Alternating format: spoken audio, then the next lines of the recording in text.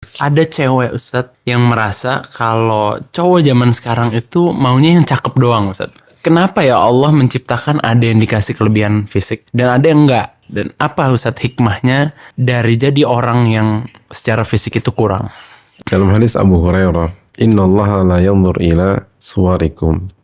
Allah tuh nggak melihat rupa kalian. Wa amwalikum. Dan Allah nggak ngelihat harta kalian. Walakin yanzuru ila qulubikum wa amalikum. Tapi Allah lihat tuh hati kalian dan amal soleh kalian. Atau perbuatan-perbuatan kalian.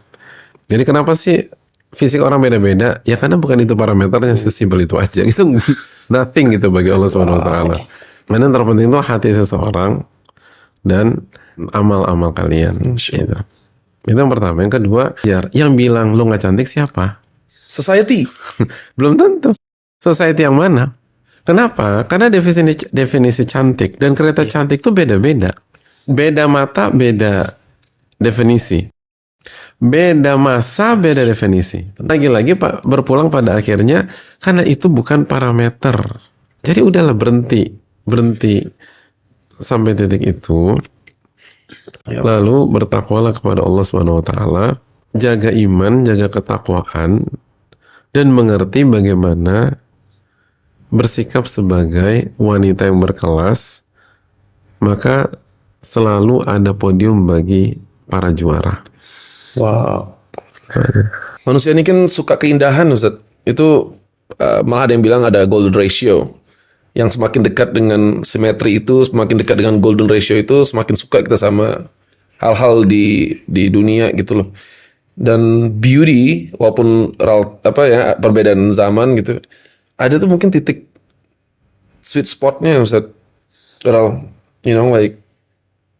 ada yang kemutlakan cantik tuh kan ada, sama ganteng mutlak, cantik mutlak tuh kita juga ngerasain I can't say you're not good looking bro gitu loh. Salah kah untuk menyukai sesuatu yang indah, Ustaz? Oh ya, nggak selama halal nggak salah. Tapi definisi keindahan beda-beda. Oke. Ya karena begitulah Allah Subhanahu wa taala mentakdirkan sesuatu. Makanya dari awal kita bahas tadi udah deh ambil penilaian Allah Subhanahu wa taala, karena nggak akan selesai kalau pakai kacamata panelis manusia tuh nggak akan selesai. Kan tadi Ustadz bahas tentang perimeter Allah aja yang kita ambil, tapi kan dalam rangka mencari jodoh Ustadz, seringkali penilaiannya berupa penampilan dulu gitu misalkan Ustadz. Iya. Atau ada nggak sih Ustadz, perspektif Islam terhadap inner beauty ini menarik loh Mas Ari. Enggak, tapi gini loh, pernikahan itu kan masalahnya kira belum nikah sih deh, agak susah. Justru Ustadz lagi Kalau bilang lagi panjang loh. Panjang, habis selesai nih dia punya masalah. Kita habis selesai kita pulang. Kalau bisa bilang lagi, dia punya urusan pribadi yang panjang di sini. Enggak, pernikahan tuh nggak bisa dinilai dengan cara sesederhana itu. Ketika Allah berfirman tentang pernikahan dalam surat Ar-Rum 21 itu kan, wa min ayatihi, dan di antara tanda-tanda kebesaran Allah. Pernikahan itu tanda-tanda kebesaran Allah. Benar-benar kompleks gitu loh. Terus mau sakinah, mau rahmah, dia harus dekat sama Allah, lalu minta pertolongan kepada Rabbul Alamin gitu. Ini konteks wanita ya. Ada banyak orang nyari jodoh kemana-mana nggak ketemu. Ada wanita nggak nyari, datang. Allah. Jadi benar-benar tuh nggak ada. Lo pakai rumus ini masalah lo clear, nggak bisa. Iya. Kembali ke ayat tadi deh. Wa min ayatihi. Ini tanda-tanda kebesaran Allah. Jadi bukan karena lo hebat lo bisa dapetin dia, bukan. Gitu. Bukan karena lo cantik juga laki-laki yang baik itu mau sama lo, enggak begitu. Jadi sekali lagi hidup tuh nggak bisa dengan satu dimensi demikian yang menunjukkan memang kita nih lemah, kita butuh pertolongan Allah Subhanahu wa taala. Yakin dengan apa yang Allah janjikan, ya tawakal Allah. Atau sebagian kita belum mendapatkan, itu bisa jadi bukan karena fisiknya loh, tapi karena mindernya. Karena kita lihat sebagian cerita-cerita nyata di atas itu, mereka walaupun punya kelemahan fatal di fisik, tapi mereka punya fighting spirit, mereka punya aura, mereka punya kebesaran jiwa, mereka punya winner mentality. Dan itu sangat menarik bagi banyak laki-laki gitu. Sangat, itu nggak bisa fakta membuktikan demikian. Dan jangan pernah lupa bahwa salah satu istri Nabi SAW adalah Saudah.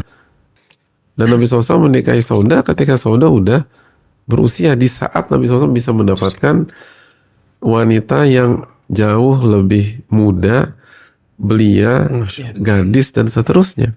Kenapa? Karena Saudah punya privileges yang luar biasa. Nah, jangan sampai sama ini kita salah diagnosa tentang diri kita. Kita pikir belum mendapatkan taufiknya kita untuk menikah karena fisik kita. Padahal bukan. Ini karena kita punya mentalitas yang lemah, atau kita punya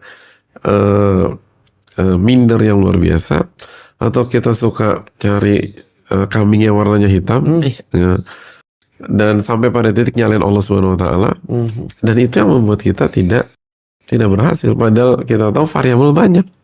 Ketulusan, keikhlasan, kemampuan berkomunikasi, lalu kesetiaan, bersihnya hati, gestur, body language, dan bagaimana bersikap, itu juga daya tarik tersendiri. Tentu saja semua harus dibungkus dengan cara yang halal dan diekspos ketika sudah menikah. Jadi intinya banyak hal yang bisa dilakukan, dan bukan itu satu-satunya faktor.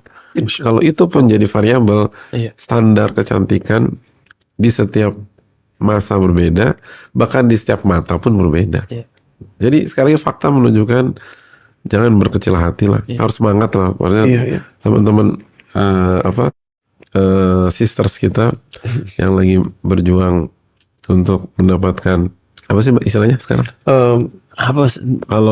Kalau anak kan pejuang garis perjuang garis strip 2 ya sih? 2 garis. It's something like that, bro. Ya, pokoknya garis 2 garis ya. Babies, right? Yeah. Kalau menikah pejuang apa? Pejuang cinta, Ustaz. Bro, there's no delay, bro. Kayak udah dipikirin setahun yang 2 tahun yang lalu. There's no delay. Pejuang cinta. Iya. Jadi tetap semangat, husnudzan sama Allah Subhanahu Wa Taala. Banyak doa sama Allah lah. Allah Taala bisa. Ustaz, thank you so much for the wisdom and knowledge and perspective. Semoga bermanfaat untuk teman-teman yang nonton. Ketemu lagi di Unspoken berikutnya, insyaAllah. Wassalamualaikum warahmatullahi wabarakatuh. Waalaikumsalam warahmatullahi wabarakatuh.